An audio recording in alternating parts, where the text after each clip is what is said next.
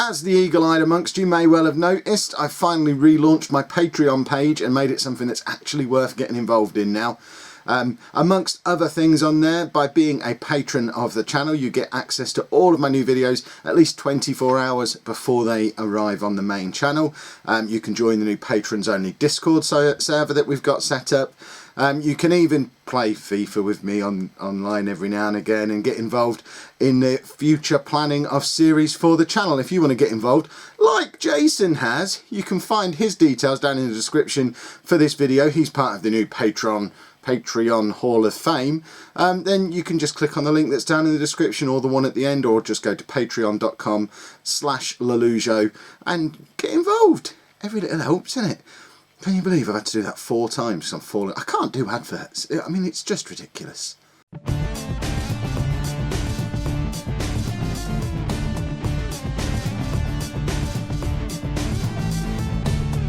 Hello and welcome to Season 2, Part 7 of Non-League to Legend. I'm Kev, and coming up on today's episode we have our final 2 games of the season.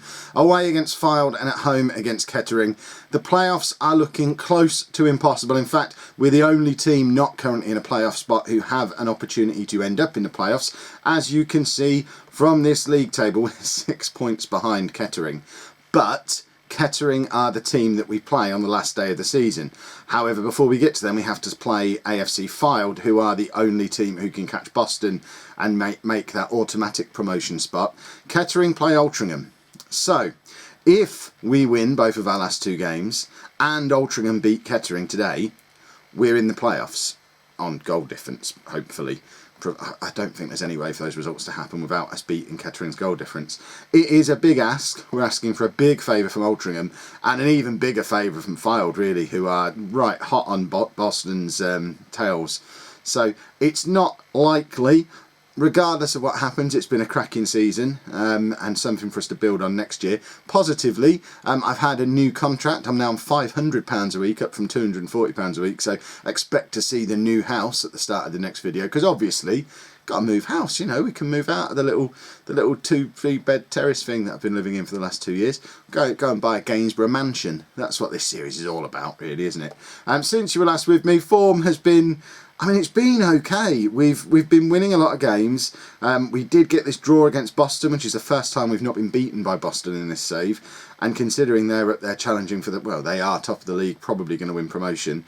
That's a positive. Another positive is the fact that Lollujo has emerged. He has come through our youth team. He's only 17 years old. His current ability is only 1 and potential is only 3.5. So he's nothing spectacular. However, the one game that he played, he got a goal, an assist, man of the match, and an 8.2. So you're probably going to see a bit of him in today's episode. This is the team that we're going to be using today. We've got Willis in goal, a back 4 of Roberts, Masonda, Cook and Gurr. Witham, Wright and Brogan are in midfield with the other right out wide. And then we've got Jarman and Luto up front, because we've got to have a look at Lollujo again. There has been a little bit of transfer business since you were last with me as well. Jay Wilson, the midfielder who was supposed to be Jordan Wright's big challenger, has left the club. I mean, that might have even happened before the last episode. We've re-signed this fella though. Leslie Saki has signed only on non-contract terms. We got an injury to Cook, our 18-year-old superstar centre-back. And Panic signed Leslie Saki. He was about to sign someone else. The only problem is he came in and got injured straight away, so he's currently out with a calf strain. He did play a couple of games and then disappear again, but it's nice to have Saki back at the club. He was excellent for us last season. And we've signed a new option to challenge Jordan Wright on that right-hand side of midfield. Micah Evans comes in from, where did he come from? Worcester, where he's played most of the last 2 seasons. Nothing spectacular, but offers a little bit of extra challenge out there on the right hand side of midfield. And he's on the bench today. Sam Madeley's also fit again, so he can now challenge for a space on the bench. Despite being injured for quite a long time, he's still second in the Conference North Assists League. So if we are scrapping around for a goal with a few minutes to go, he's an option for us to bring on, although he's not close to match fit. And we've also switched switched Witham round to a central midfielder on support. We did that because Douglas was back in the team. I've left it like that because it does give us a little bit of better shape in there and seems to allow Wright to dance around a little bit more, a little bit further forward, and he seems to be enjoying that. So Fylde are obviously strong favourites for today's game if we don't beat them, and really we shouldn't be beating them because they're on 85 points. Them and Boston are comfortably the two best teams in the division, so it's going to be a long shot, but if we don't beat them, obviously our season is over and the Kettering match becomes just sort of a end of season, let's get a few more of the youth players in type affair. If we can pull off a win and Altrincham can beat Kettering, then it's still all to play for going into that last game of the season against Kettering. It basically means the playoffs start a game early. We've got to have a playoff, which I like the idea of a playoff, but we've got to navigate this pesky match first. Hopefully they're looking at that and seeing Boston are ahead, so Kettering are ahead as well. I was going to say Fylde can give up, but now Kettering ahead against Altrincham, it's not going to matter anyway. Hopefully our players haven't noticed that at half time, because otherwise they'll get all sad and both us and Fylde will be thinking, oh, what's the point? In fact, Boston are now level again in their game, so Fylde have now got a reason to win. We don't have one because Kettering are still ahead in their game. Sam Wright's on a yellow card, so presumably he's about to get sent off because it's a big game, and that's how he rolls in big games. Oh, what was Willis doing there? I mean, that I don't even know how that got past him and bounced back off the post. We're not creating anything really, are we? And they're in. Oh, and Willis again not quite getting across in time to cover. We need Altrincham to do something special to. Who cares what Altrincham do? We're 1-0 down. The season is over. Sad face. There you go.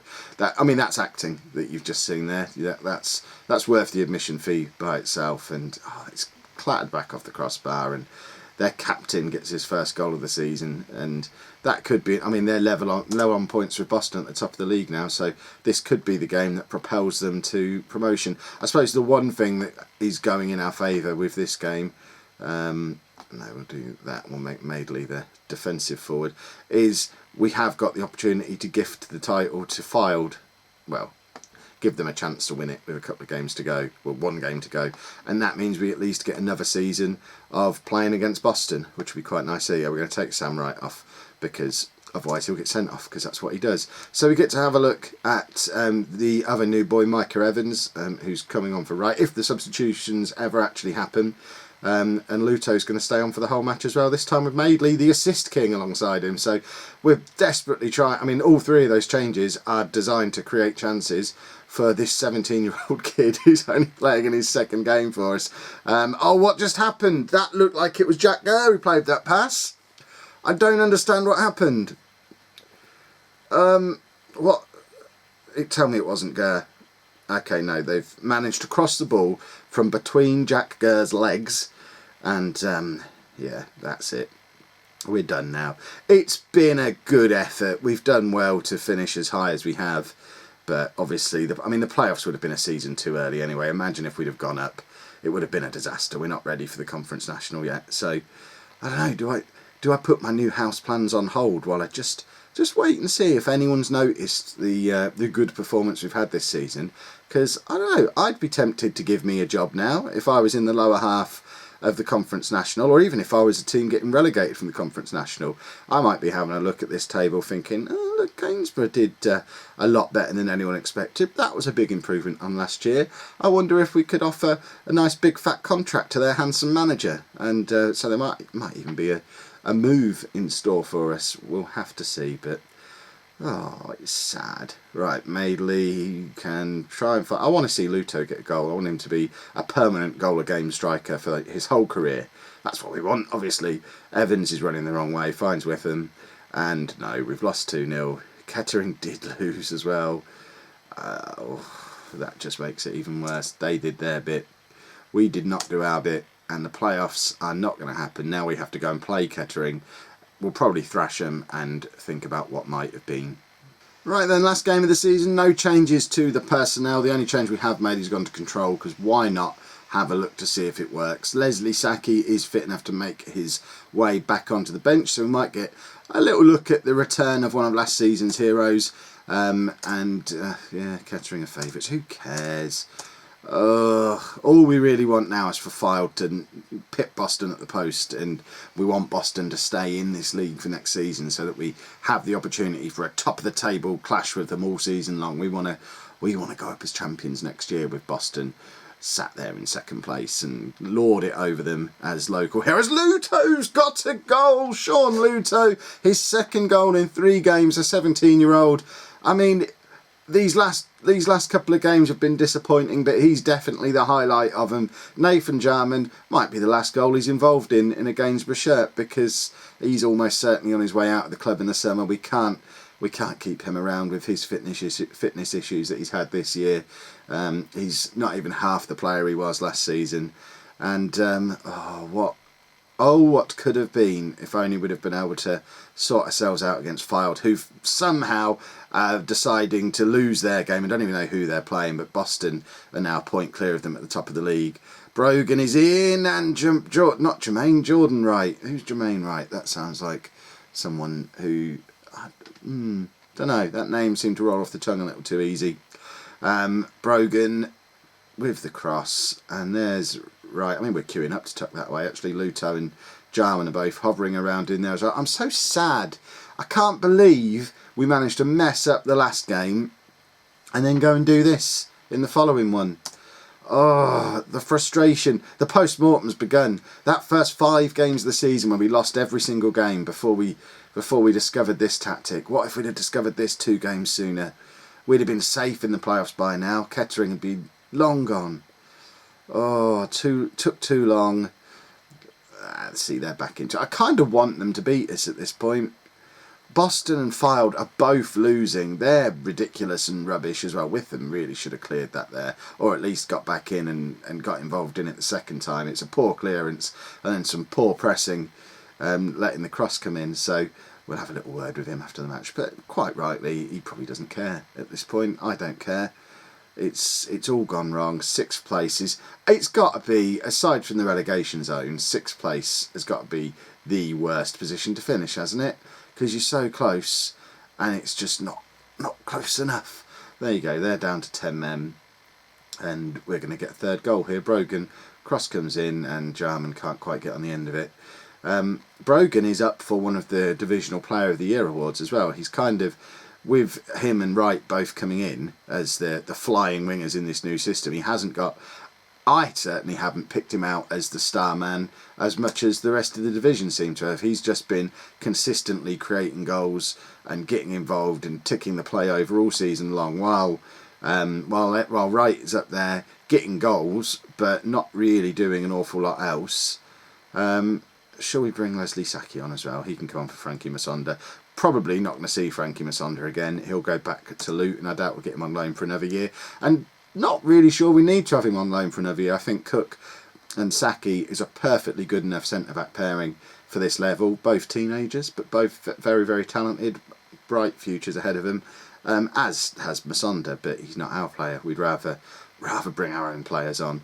And I thought we were just going to nab one more. Lollujo sniffing around in there. It would have been nice for him to get another one to get him up to 3 goals in 3 games, but never mind. 6th. Oh, it's so annoying. 6th place. Let's have a quick look back through the squad. Is anyone going to get a points deduction? If anyone is, it's probably going to be us, because I think our financial situation is probably a mess. There you go, with 45 grand in the red, and the projection is terrifying. We are going out of business.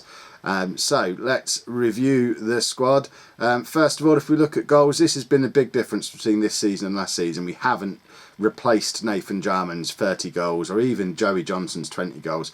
Both of them got decent contracts at the start of the year. They'll both be leaving in the summer because they've not pushed on from where they were this time last year. Joe Parker had an excellent first half of the season, went massively off the boil from then on. Same story with Sam Madeley, really. Jordan Wright, I mean, in fact, all 3 of them, they were brilliant up until February, and then they've just been rubbish. And that we've tailed off as they've tailed off, and I'm not sure if any of them are going to be regular guaranteed starters next year. If we can find better options, we're definitely on the lookout for them. Sean Lollujo, hint, hint. How is he? He's not... What? Okay, I thought he had 6 goals. He doesn't. He's got 2. That says a lot about our goal-scoring prowess this year. Sean Lollujo's only played 3 games. He's 17 years old and he's finished 6th on the top goal scorers chart. because there's just not been enough goals from anywhere in the squad. Assists have been nicely spread around. Wright, Madeley, Brogan all picking up a decent quantity of assists. And then average rating wise, obviously Lollujo in his 3 games, but there you go, Stephen Brogan by quite a long way has been our player of the season. Madeley, Wright, Masonda, they're all there or thereabouts as well. But I think for me, transfer business wise, if we have a little look at our team report, see who we've got and who we're going to want to keep, I think we definitely have to move on. In fact, let's put this onto our currently selected roles. We need to be moving Nathan Jarman and Joey Johnson on. They've not had good seasons, and we definitely need to strengthen up front. Jordan Wright, Mike Evans are probably good enough for out wide there. Brogan definitely good enough, but needs some solid backup on that side. I think we're strong in central midfield. Wright, Douglas, Witham, they're all good Conference North players. Maybe just try and bring in another one, maybe a youngster, just to offer a bit of competition for them. Maybe get Kyle Porter back on loan for another season. He hasn't played for us at all this year, but he's a young kid, lots of potential. He's only going to get better. And it might be a good idea to just keep him around if he's that good. Probably should have played him occasionally. At the back, Masonda, Cook, Saki, they're all good. Perhaps bring in one more or 2 more if we can't bring Masonda back again. And fullback definitely needs strengthening. Gurr, although he looked good last year, not quite good enough. 2.5 stars, not having that. And Roberts, I see him more as a centre-back long term. So Galbraith and Guest aren't good enough to cover on that side. So fullbacks are definitely an area we need to strengthen. We're strong in goal with Willis, but he needs a backup. So there's business to be done. There's quite a few players going to be moving on. I mean, Pedro Carnero, forgot he even existed. He's definitely one who needs to be moving on. And it's going to be another busy summer. If you've enjoyed that video, make sure you pop a like on there for me. Subscribe to the channel if you'd like to see more. And thank you very much for watching. Oh, and don't forget the return of Everton tonight, 6 o'clock. I announced it yesterday, if you missed that.